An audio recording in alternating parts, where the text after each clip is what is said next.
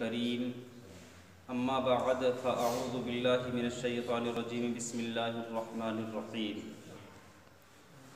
ما قبل میں کل کے بیان میں حرام چیزوں کا بیان ہوا، آج طیب اور حلال چیزوں کا بیان۔ اللہ رب العزت ارشاد فرماتا ہے یسألونک ماذا احل لہم، اے محبوب تم سے پوچھتے ہیں کہ ان کے لیے کیا حلال ہوا۔ جی قل احل لکم الطیبات، تو تم فرما دو کہ حلال کی گئی تمہارے لیے پاک چیزیں، جن کی حرمت قرآن و حدیث اجماع و قیاس سے ثابت نہیں۔ اور ایک قول یہ بھی ہے کہ طیبات وہ چیز ہیں، حلال وہ چیزیں ہیں جن کو عرب اور سلیم الطبع لوگ پسند کرتے ہیں، اور خبیث وہ چیزیں ہیں جن سے سلیم طبیعتیں نفرت کرتی ہیں۔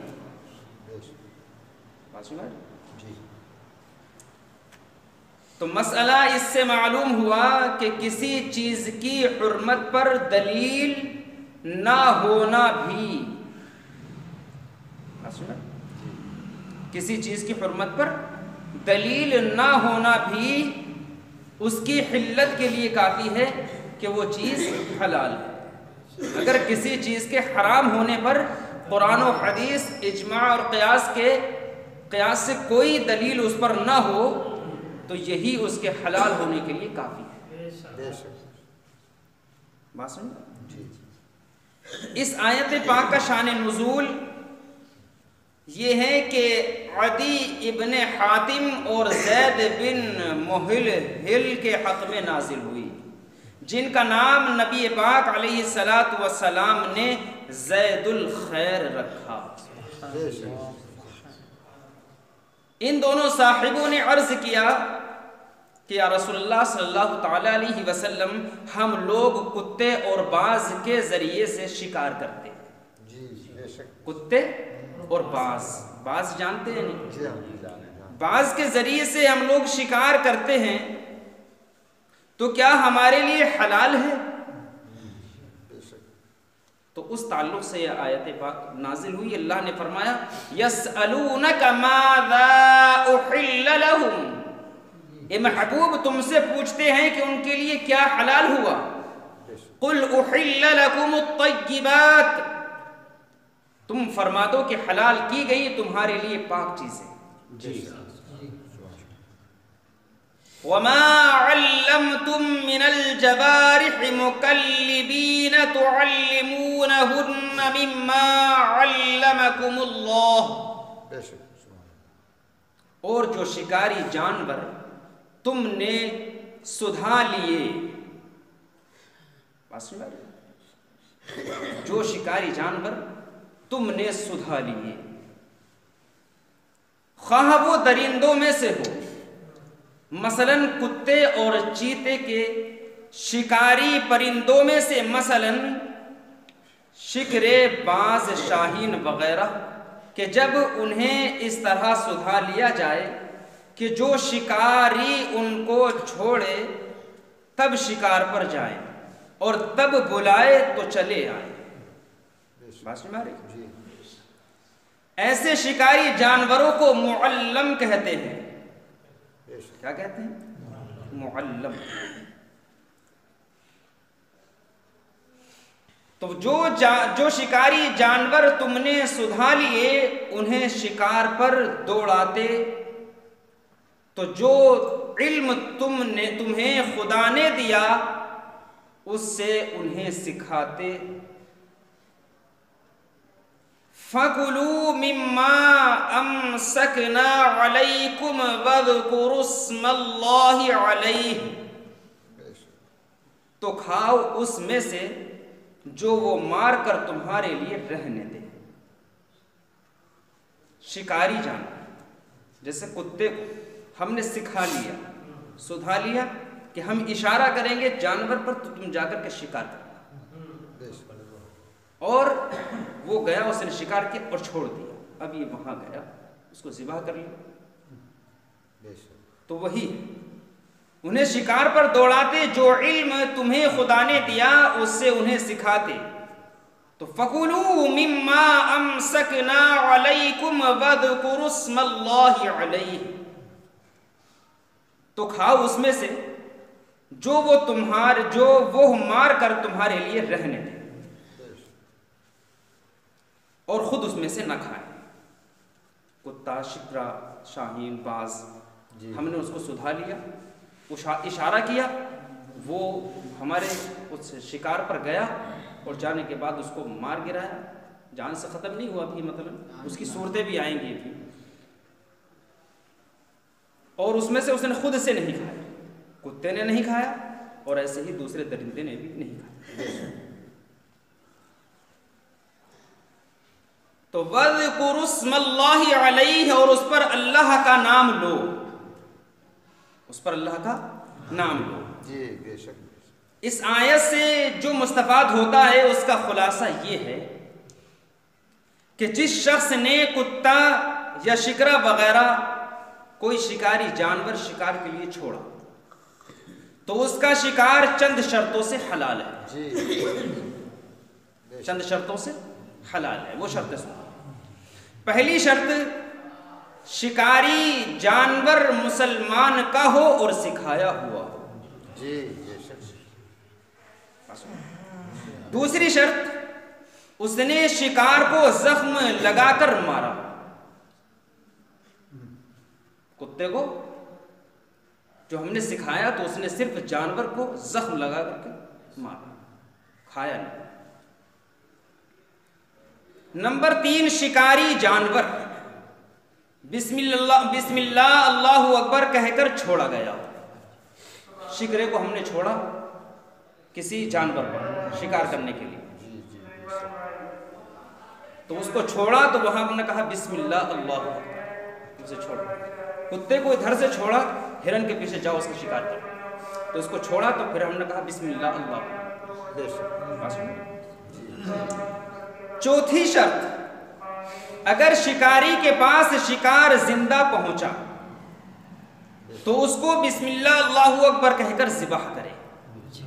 جو کتے نے شکار کیا تھا اگر وہ زندہ ہے تو بسم اللہ اللہ اکبر پڑھ کر کے اسے ذبح کر لے۔ اگر ان شرطوں میں سے کوئی شرط نہ پائی گئی تو حلال نہ ہوگا۔ مثلا اگر شکاری جانور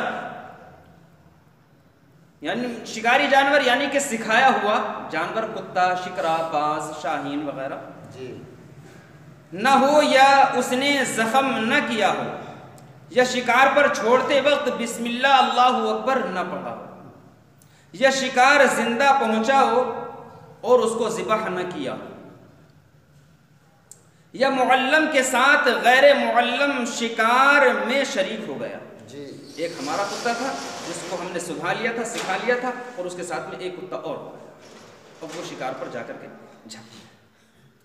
تو ایسا شکاری جانور شریک ہو گیا جس کو چھوڑتے وقت بسم اللہ اللہ اکبر نہ پڑھا گیا ہو، یا وہ شکاری جانور مجوسی کافر کا ہو، ان سب صورتوں میں وہ شکار حرام ہے۔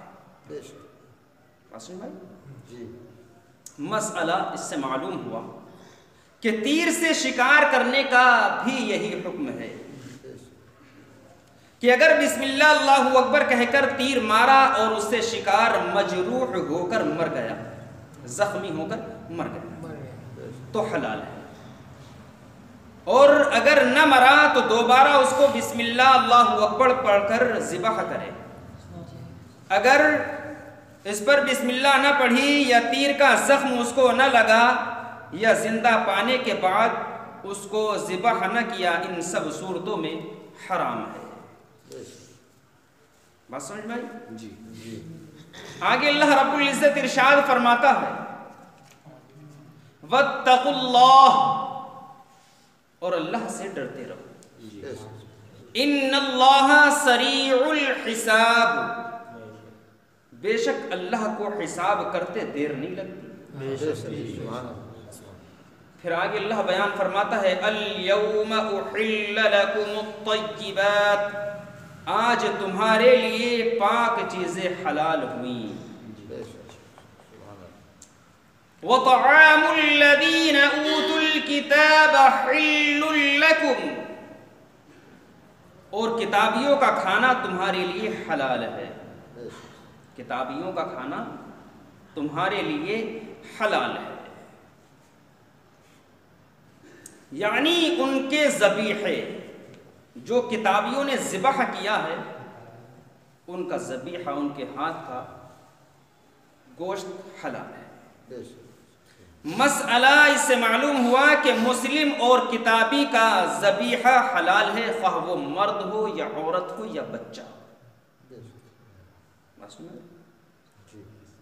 اگر عورت نے بھی جانور ذبح کیا، یہ مسلمان کا بچہ ہے یا کتابی کا بچہ، اور اس نے جانور ذبح کیا اللہ کا نام لے کر، تو وہ جانور حلال ہے۔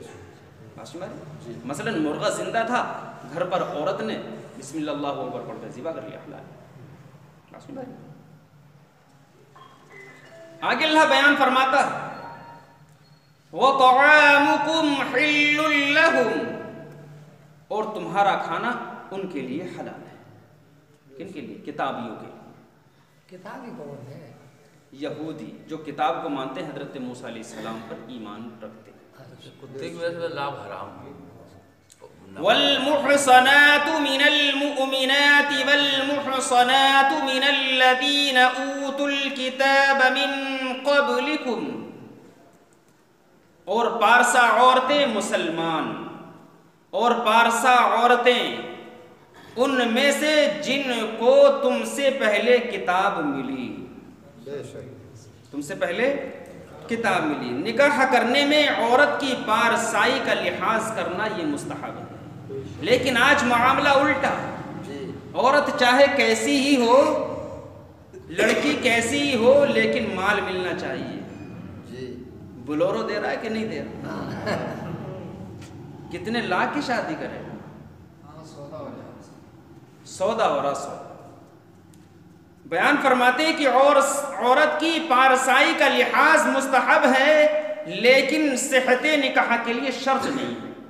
نکاح صحیح ہونے کے لیے عورت کا پارسا ہونا یہ شرط نہیں ہے۔ بات سنائے گا